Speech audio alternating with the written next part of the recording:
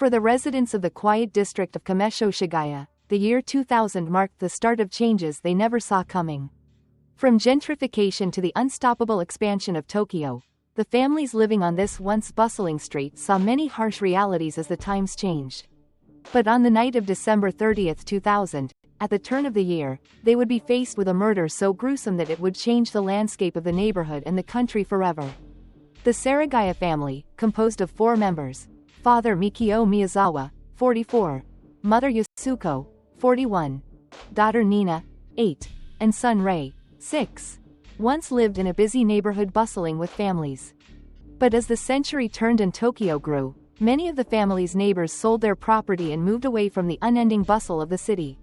By December 2000, the Setagaya family had one of only 4 homes left in the area. The Miyazawa home, on the outside, looked like one big house, but it's better described as 2 attached houses. One was occupied by the Miyazawa family, and the other by members of Yasuko's family, mostly her mother but occasionally her sister and brother-in-law. Realizing the need to move into a larger home and community for their growing family, the Setagayas were also planning to move away from the neighborhood as they had already sold their land to the city, which was planning to use the space to expand the nearby Soshigaya Park. But Yasuko decided to delay the move as she was concerned about how the adjustment to a new home and area would impact her children, especially her youngest, Rei, who was living with a developmental disorder. As a tutor herself, Yasuko knew the importance of a stable environment for education and had taught many children at the cram school. Basically, after school tutoring, she ran out of her home. To all who knew them, the Setagayas were a tight-knit family. They were hardworking and upstanding members of their community. But all of this changed the night of December 30, 2000. The day of December 30 started like any other, and like many families shopping for New Year's celebrations, the Setagaya family had started the day at shops near the Chito's Karasayama station. After completing their New Year's shopping, the family went home to spend a relaxing night eating dinner and watching TV together before finally heading to bed. What happened in the following hours of that night has confounded many for decades now, and it is still under speculation. But, as far as we know, this is what happened. Sometime after 11 p.m. page M. On the night of December 30, a man approached the Seragaya family home through the nearby Soshigaya Park and, using a fence in the backyard of the home, climbed to the second-floor bathroom window. After reaching the open window, the perpetrator removed the window screen and entered the house. After leaving the bathroom, the perpetrator entered the bedroom closest to his entry point, which turned out to be 6-year-old Rei's bedroom. And while Rei was sleeping alone in his bed, the perpetrator strangled Rei to death and left his body in the bed.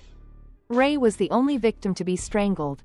The perpetrator then turned his attention to the father, Mikio Miyazawa, who was awake at the time on the first floor finishing up work. But here is where the details start to become unclear. Some sources say that Mikio, upon hearing the commotion upstairs, rushed up the stairs and came face to face with the killer. Upon seeing Mikio, the killer then pulled out a sashimi knife, a knife that's commonly used for cutting seafood, and proceeded to stab the father multiple times as he tried to resist. During this fight, some sources state that Mikio fell down the stairs, where he eventually died of blood loss as a result of the various stab wounds he sustained. However, other sources claim that the killer went downstairs and killed Mikio there, and during the attack, Mikio tried to run up the stairs but was unable to reach the top, falling back down to the first floor, where he later died. All we know definitively is that one of Mikio's slippers was found on the staircase, and Mikio's body was found at the base of the stairs, with multiple stab wounds across his body and a fragment of the sashimi knife used to kill him still embedded in his skull. The perpetrator's next and last victims would be Yasuko and Nina, who were both sleeping in the attic. Not much has been confirmed about the details of their murder, but it's widely believed that both mother and daughter were attacked as they were sleeping, due to blood stains on the futon, and sometime either before or during the attack, the perpetrator disposed of his now broken sashimi knife and took a normal, Western-style knife from the family's kitchen to complete the murders. During this time, the mother and daughter tried to leave the attic through the foldable ladder that connected the attic to the main house, but were eventually killed. Their bodies were found on the second floor at the top of the stairs, hunched close together. Nina's body was also found to be missing teeth, indicating that she was not only stabbed but beaten as well. Forensic evidence shows that 8-year-old Nina was the last to die. But what set this murder apart from other cases and turned it into a media firestorm was not just the murder itself, but what happened after. After the cold-blooded killing of a family of 4, including 2 children, evidence shows that the perpetrator stayed in the house for at least 2 hours after committing the murder. Now, the exact order of these events is disputed, but the actions of the perpetrator during this time are what later dubbed the case the Goldilocks murder. Evidence shows that the perpetrator calmly walked past the bodies of the family members, headed to the kitchen, and took out a few tubs of ice cream from the fridge, as well as barley tea in some source state, even some melon, and began eating them only minutes after the crime. Oddly enough, the killer did not even use a spoon but instead squeezed the tubs to push the ice cream to the top, then used his mouth to take bites out of it, leaving saliva and fingerprint evidence all over the kitchen. While eating in the kitchen, the killer found the family's first aid kit and used it to patch up a cut he had sustained on his hand during the attack. Once he had patched up the wound, he left the bloodied bandages there, conveniently leaving the police with a blood sample, which they would later find. After leaving the kitchen, the perpetrator headed to the storage room on the first floor and rummaged through the family's documents before pulling out a drawer of them and taking them to the second-floor bathroom, where he dumped them into the bathtub. At some point, he also used the toilet in the second-floor bathroom to defecate. He then wiped his hands on the bathroom towel, once again smearing his blood on it, and left the bathroom, neglecting to flush. Some sources say that the killer proceeded to take a nap on the family sofa after this, but this is a point that has been disputed. What we do know is that at some point, the killer decided to remove his jacket, hat, shirt, and scarf and left behind all of these items, as well as 2 handkerchiefs, a fanny pack, and a pair of black gloves. Both murder weapons, the sashimi knife the killer brought with him as well as the kitchen knife he switched to during the attack, were also left at the scene. Although the order of these events has been disputed, one thing we know for certain is that at 1:18 a.m., the family's computer logs show that the perpetrator turned on Mikio's computer and created a new folder, and although unconfirmed, he is said to have also used the internet to go to the website of a local theater company. These logs also show that the computer was turned on at around 10 a.m., and early on in the investigation, police used the computer logs to determine the length of time the perpetrator may have stayed in the house. Knowing for certain that the computer was accessed once at 1:18 a.m. and once at around 10 a.m., police thought that the killer must have stayed in the family's home for almost 10 hours after the murder, all while navigating around the 4 bodies he left at the scene. But after further investigation, it was determined that the computer connection was made at 10 a.m. and was likely an accident and done as a result of the accidental pushing of the mouse when the woman who found the bodies entered the house. Therefore, it's likely that the perpetrator stayed in the house for at least 2 hours and likely left the house between 1:18 a.m. and dawn. The next morning, at around 10:30 a.m., Yasuko's mother, Haruko, the family's neighbor, went over to the family's home to check in on them after Haruko's calls went unanswered. Upon opening the door and proceeding into the house, she saw the body of her son where the killer had left him, at the bottom of the stairs, and after the initial shock, she called the police. Upon arriving at the scene, police were faced with 4 dead bodies and a plethora of evidence left behind. With fingerprints, shoe prints, DNA samples from blood, the killer's discarded clothes, and even his unflushed feces, many thought that this case would be easy to solve. A former senior official even recalls that the crime scene was a mountain of treasure, and everyone thought that a solution would not be far away. But in the coming years, this assumption couldn't have been further from the truth. As the nearby Seiyo Police, and later the Tokyo Metropolitan Police, arrived on the scene, the first task they were faced with was collecting and processing every piece of evidence left behind, and with the abundance of evidence that was present at the scene, this proved to be no easy task. Running the fingerprints, analyzing the DNA from the blood samples, and tracking down the origin of the clothing items was a long and tedious job. But eventually the details surmised from each of these pieces of evidence painted a clear picture of who the perpetrator must have been. Firstly, the clothing left behind allowed police to put together a shockingly clear picture of what the killer looked like that night, down to where he shopped for his clothes and what cologne he was wearing, creating a very clear composite to circulate to potential witnesses in the area. With this information, the police could determine the killer was wearing a gray Crusher bucket hat, a baseball shirt that was white with purple sleeves, a cheap plaid scarf with no tags, a Uniqlo AirTech jacket, black gloves, and a gray and black fanny pack.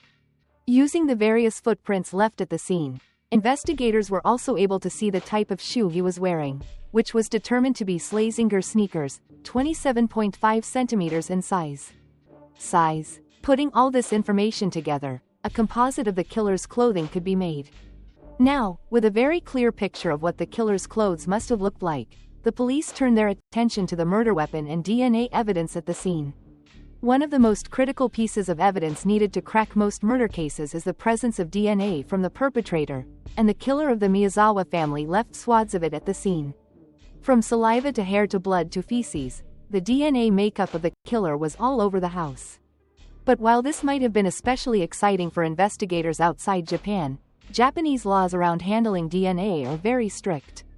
In his podcast about the case, investigative journalist Nicholas Obregon interviews various police officers in Japan and discovers that all the DNA that was taken and tested from the crime scene was done by an internal department that cannot release information about the results of the DNA tests. This aligns with Japan's personal information laws, which restrict the sharing of personal information without consent from the individual themselves. So everything in this video about DNA tests or the DNA makeup of the killer was information that was leaked to the press.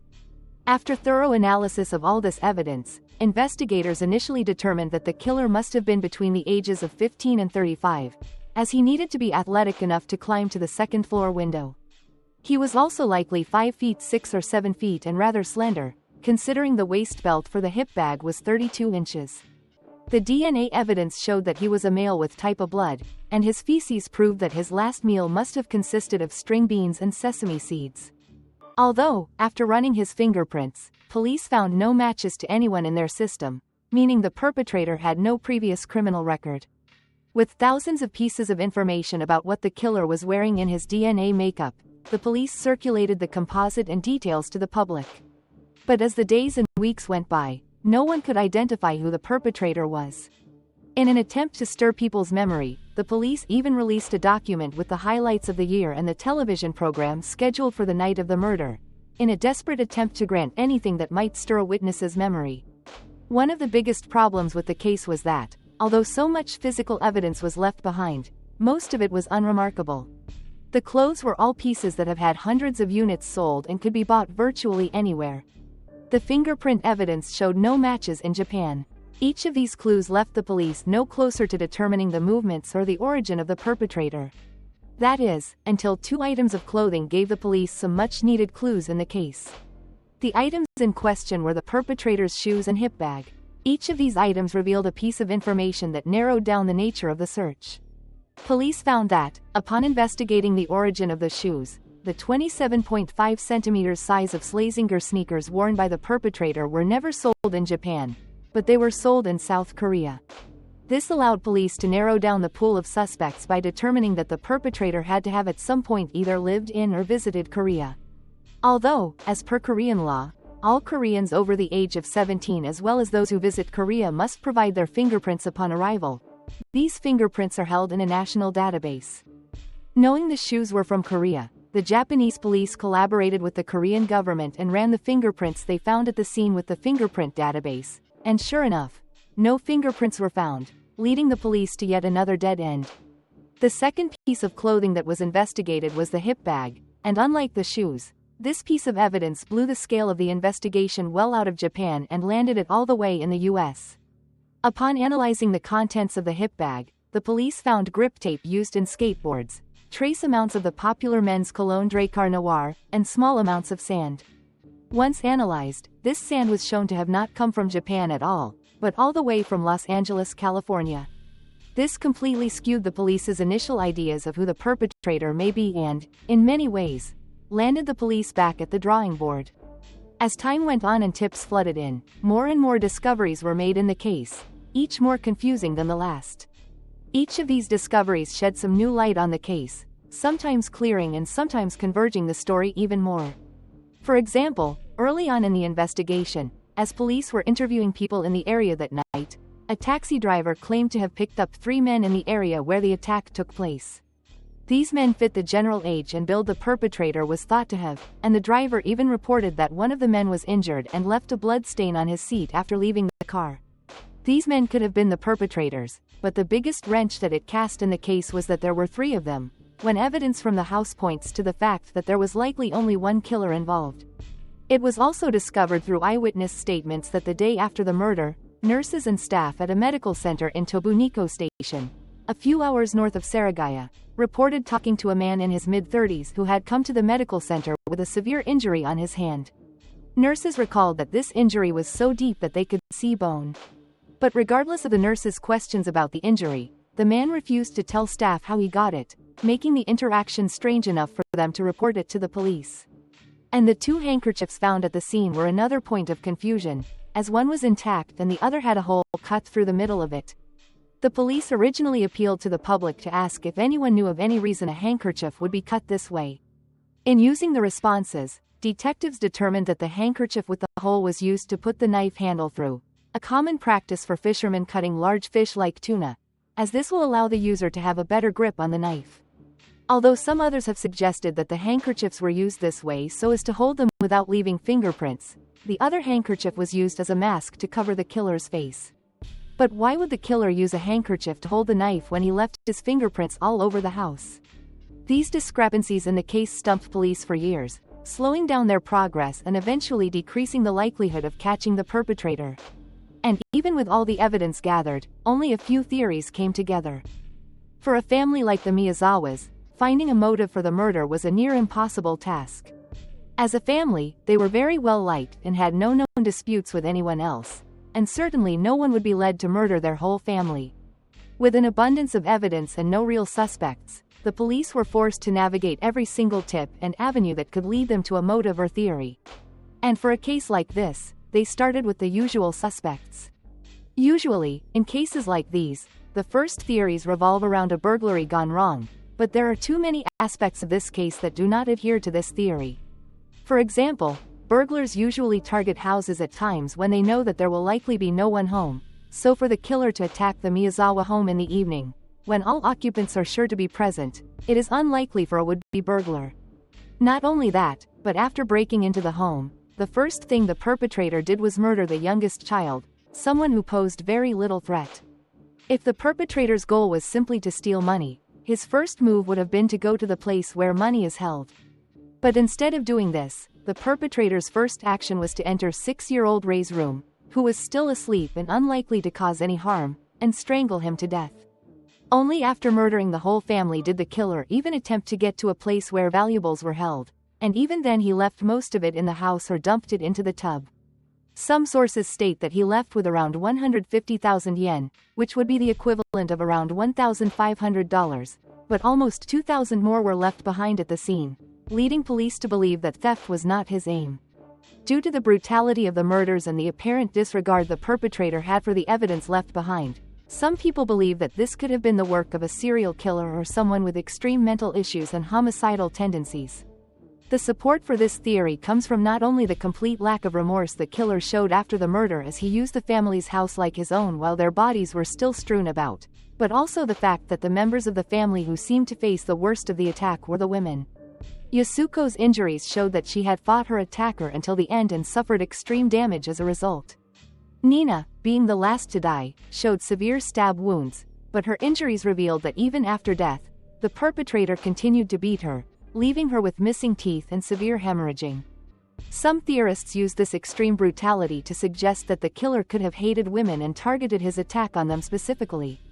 Apart from burglary and the work of a serial killer, the only motive left to investigate was the possibility of a revenge killing or a grudge. Although the only roadblock to this theory was that the family was very well liked, close friends and colleagues told police that Mikio was a congenial man who got along well with everyone, definitely not the sort of person to make enemies, and certainly no one with enough passion to murder them in cold blood. The only dispute that was made with the police was an instance a few days before the murder in which the father of the family, Mikio, made a noise complaint to the local skaters at the skate park behind the family home. One of the most popular theories early on in the case was that, in response to this complaint, the skaters became irrationally angry with Mikio and, in retaliation, killed his whole family. Admittedly, this theory is very far-fetched, but it did corroborate with the early eyewitness statement from the taxi driver who picked up 3 men shortly after the murder who fit the description of the killer, one of whom had a hand injury when they entered the vehicle. It was thought that these 3 might have been skaters who frequented the skate park, and while one went in to commit the murders, the other 2 stood guard. This theory also paired well with the evidence found at the scene, as the clothing left behind was similar in style to something a skater would wear at the time, and the hip bag contained pieces of skater's tape. Although, after interviewing skaters who skated at the Setagaya park around the month of the murders, nothing unusual came up, and for a motive so inconsequential, the police and public had a hard time believing that this is what led to the brutal murder of 4.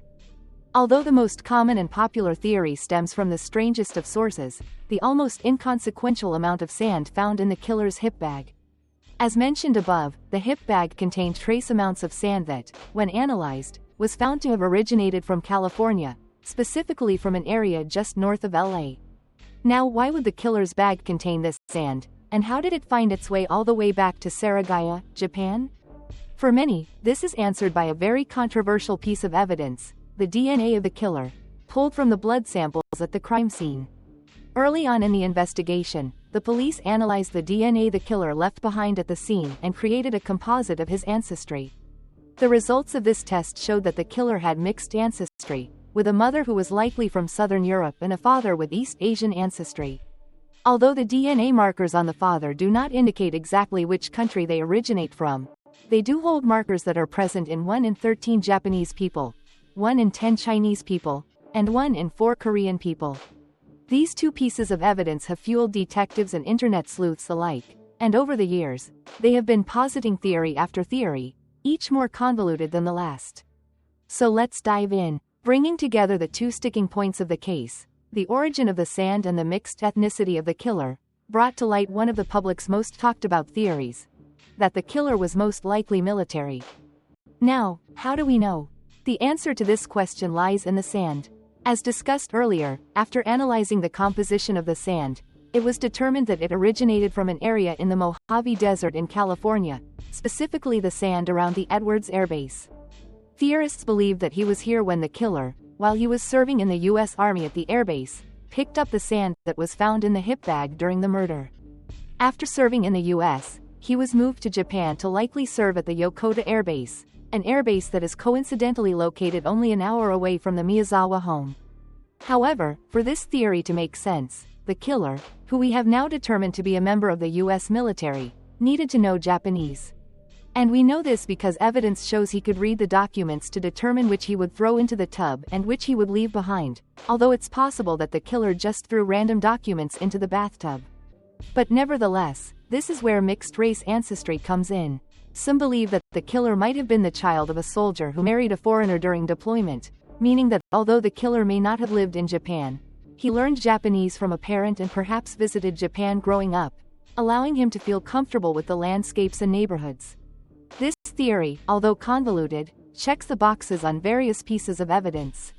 Firstly, the fact that the killer was military makes sense when taking into account the level of strength that was required to inflict this much damage on the family.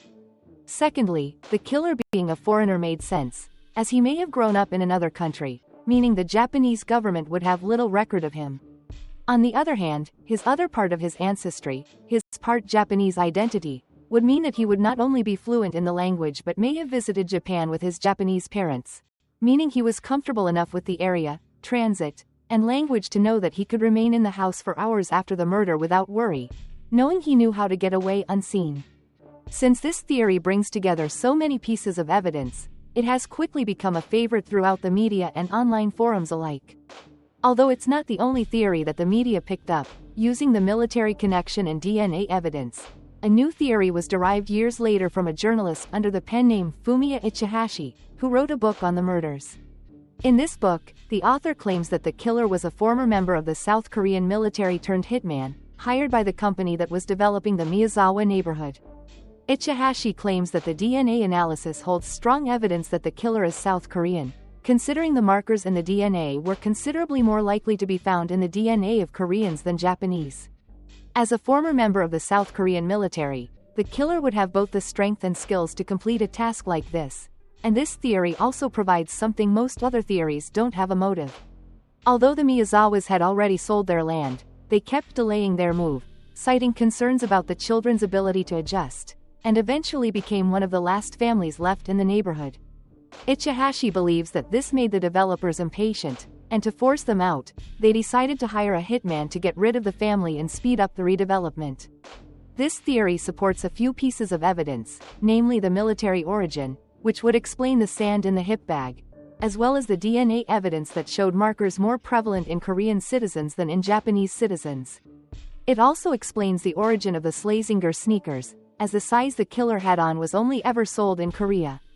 However, the story also leaves many other questions unanswered, like why a hitman would stay at a house for hours after he carried out a hit and leave so much DNA evidence behind.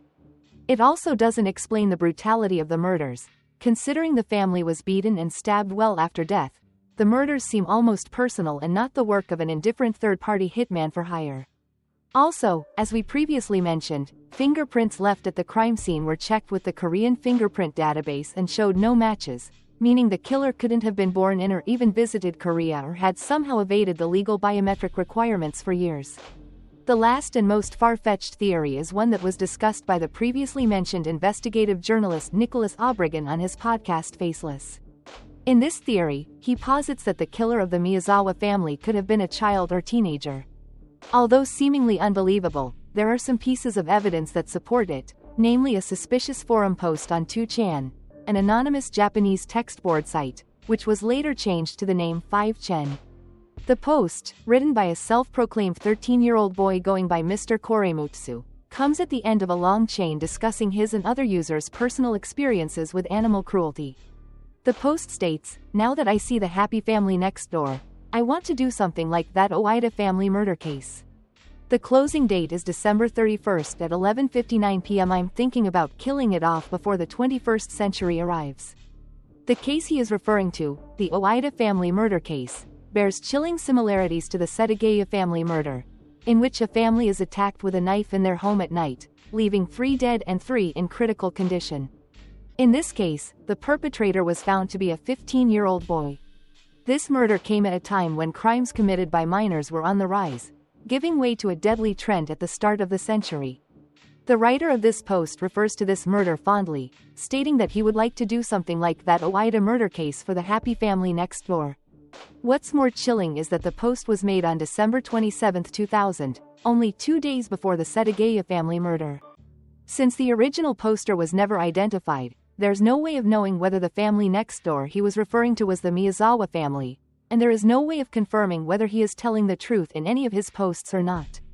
But nonetheless, this theory is one that has been considered by investigators. Firstly, if the killer was a child, it's unlikely that he would be present in any fingerprint database, making his fingerprints virtually untraceable. This theory also supports the claim that some people have made that the last meal the killer ate, string beans and sesame seeds, was something of a home-cooked meal, commonly one mothers make for their children, implying that the killer could still be living with his mother. But this theory also completely opposes many other pieces of evidence, such as why the sand from the Edwards military base was in his bag or how, as a 13-year-old boy, he had the strength to scale the back wall and kill the whole family in such a brutal way. Most who are familiar with the case usually dismiss this theory altogether. Regardless of validity, many took these theories and ran with them, and with no suspects and no leads, the police were forced to consider every story that came their way. Reaching for any scrap of real information, the police even put out a reward of 20 million yen, or almost $190,000, for any information leading to the arrest of the killer.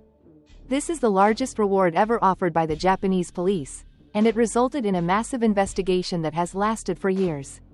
Today, the 92-year-old grandmother of the Miyazawa family, Satsuko, is still waiting for answers. She is trapped in grief as she stands at the entrance of the Chitose Karasuyama station in Seragaya, Tokyo, handing out flyers in the hopes that even 24 years later, someone may know something that would bring her son's murderer to justice. Since the incident, a police officer from Tokyo PD has been guarding the house 24 hours a day. The path leading to the house is also blocked off. In 2010, after the general public had advocated for it, the statute of limitations for murder and other crimes resulting in death was abolished in Japan, meaning the killer can still be put to jail.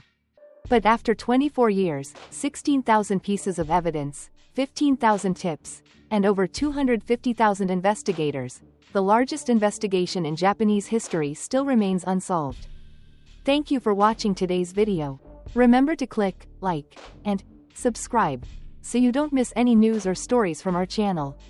Don't forget to press the bell icon to get notified every time we have a new video. If you have comments or questions, please leave a comment below. We will be happy to hear from you in the next videos. Have a nice day.